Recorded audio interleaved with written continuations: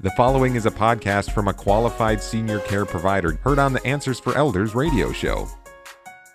And welcome back to Answers for Elders Radio Network. The Vitality Revolution is here, and we're talking about health and wellness and all the different foundational principles that go along with it. And our first month, the month of June, we are talking about physical and emotional wellness. And of course, we are here with Lori Hudson on behalf of Humana. She's the owner of LJ Hudson Insurance, LLC in Washington State, and she's connected to across the nation to agents that can assist those of you that are outside of the state of Washington.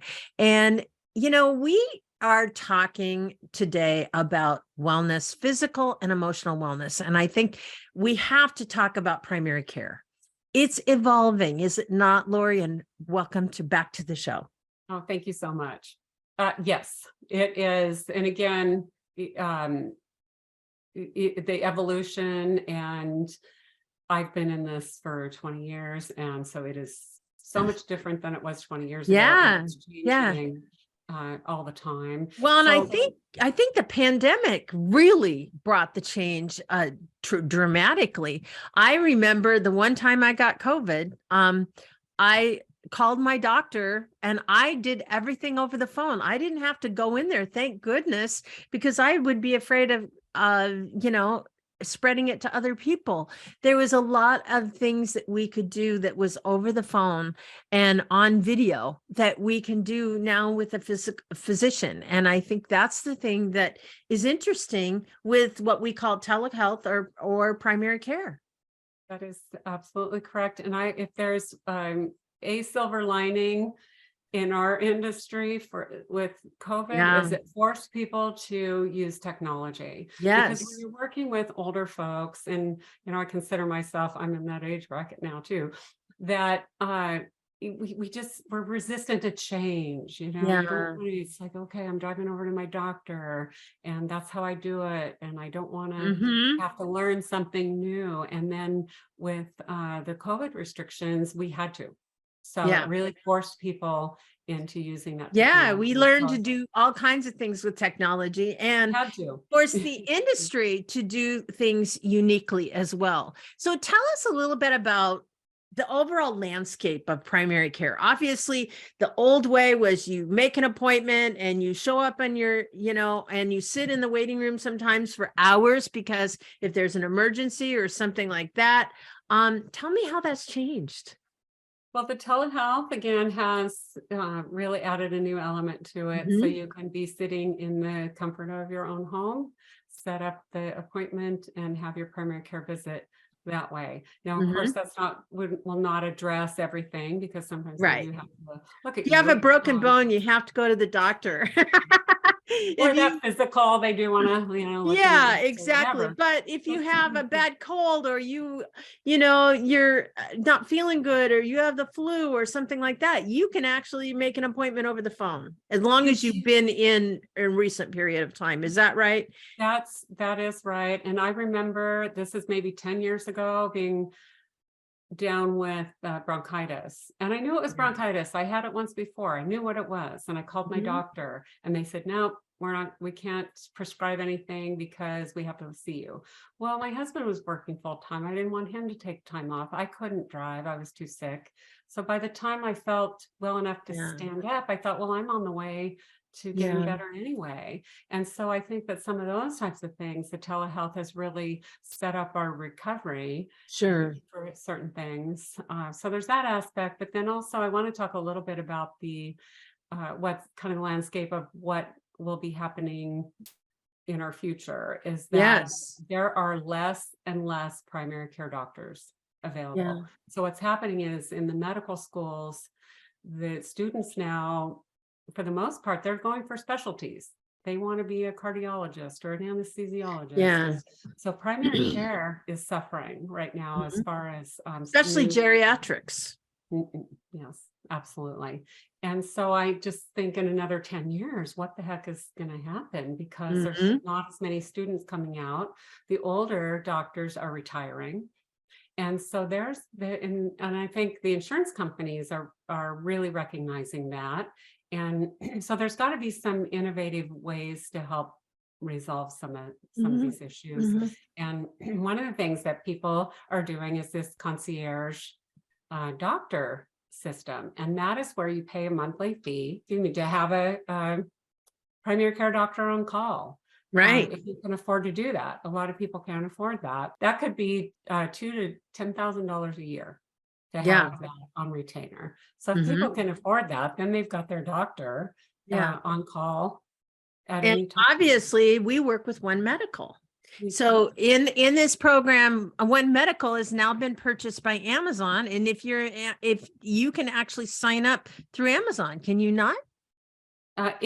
You can. And so the thing about One Medical is that is a national program. And so they have their One Medical, and then they have their One Medical Seniors. So if you're looking at Amazon and you see the One Medical, that has a monthly fee, but the One Medical Seniors do not have a monthly fee. Right. So that's embedded into your healthcare. And so that's one of the ways that some of the insurance companies are trying to come up with some ways to help people. So it's kind of a hybrid between having that concierge doctor on call all the time and then having your normal primary care physician that you go in and you sit in the waiting room. Like you said, you can sit in the waiting room forever. A lot of times you've got a lot of kids running around, and I love kids, but they tend to spread a lot when you of don't feel good, you don't want to sit there. You don't want to sit there, and that's they're touching everything and coughing on you or whatever. And so if you can get into a clinic where at the One Medical, you might sit there for 3-4 minutes before you get called in the back. Versus sitting out there with a lot of little kids, that kind of thing. So it is a kind of a hybrid solution. So how do insurance companies work with concierge or telehealth medicine? How do you play into the picture? Well, the telehealth, it's billed as an office visit. So if your plan has telehealth benefits, then that would get billed to the insurance company as a regular office call. So if you have telehealth on most of the plans with a specialist, you will pay your specialist copay. So let's say you have an Advantage plan and your specialist copay is $20. Well, if you go into their office, you pay $20. If you have a telehealth, you pay $20. Or if you have a zero copay for primary care, it will be billed the same. So those are billed the same. Now the clinics, and there are clinics all over the nation, they work with the insurance company, and it's more of a partnership with the insurance companies. So they're not compensated like they would be on Medicare, where it's per visit, they get paid X amount. They get paid based on outcomes.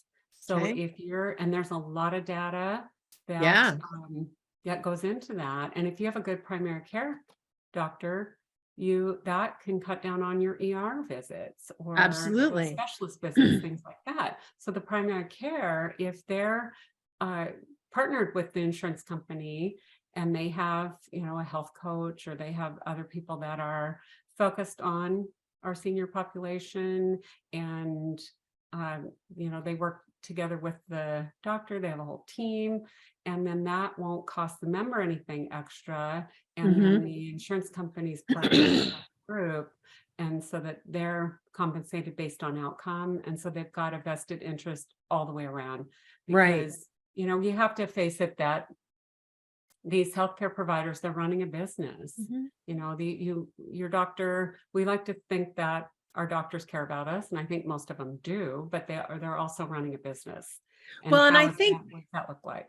Yeah, and I think also to find a doctor that understands geriatrics and understands bedside manner is important. And I know for me, working with doctors and having that that type of physician that specializes in seniors, such as One Medical Seniors, but there's other types of programs out there that does that.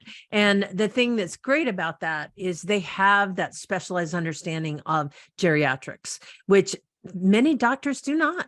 They They don't do work not. with. They do not, and they don't have that team approach either. Yeah, exactly. That can make Exactly. a huge difference for people having that Mhm. approach. So obviously, just to check in to be a part of telehealth, you have to check with your policy, but you should probably, if you have it, how do you get started in something like that? Usually the physician has their own portal that you have to get registered with their portal. So it might be an app. And you put do on that in your phone. advance? You normally do. So if you call your physician, you want to set up a telehealth appointment, a lot of times they'll send you the link that you Okay. need to register on this link or download an app or however they use it. It's different with all of them, but they'll guide you through that. So they send you that link or send you the information on how you register, and then you just log in before your appointment, and then on you go. And on you go. And, you know, I am very grateful for the time that I've been able to, you know, talk to my doctor. And this is several times, just little things. And it's nice, especially, you know, when you don't want to go into a clinic and be potentially exposed to a virus, things like that. Helps keep our seniors safe. And so, Lori, I am so excited. We have one more in this series, I guess we could say, and you're going to be providing another 4 episodes here in the month of June. So please, people, stay tuned. But Lori and I are going to be right back right after this. In the meantime, how do we reach you? Best way is my website, and it's HudsonInsuranceSolutions.com, and it's Hudson with a T, HUTSON, insurancesolutions.com. And if you're in Washington State, if you go to my website, and if you fill out the form, if you're in Washington State, I will contact you directly. If you're outside of Washington State, what I'll do is I will forward it on to get you in touch with an agent in your local area. And I can't stress how important it is to have an agent. And whether it's me, I want to help everybody, and I am earning my living here. So I really enjoy what I do, and I would love to work with anybody who wants to work with me. But it's so important, whether it's me or whoever it is, to have an agent, somebody to guide you, somebody to answer questions and help you. So I would love to help everyone that's out there. Well, and we're glad you're here, and you've certainly helped me, Lori. And we have one more segment in this series. So everyone, I hope to see you right after this.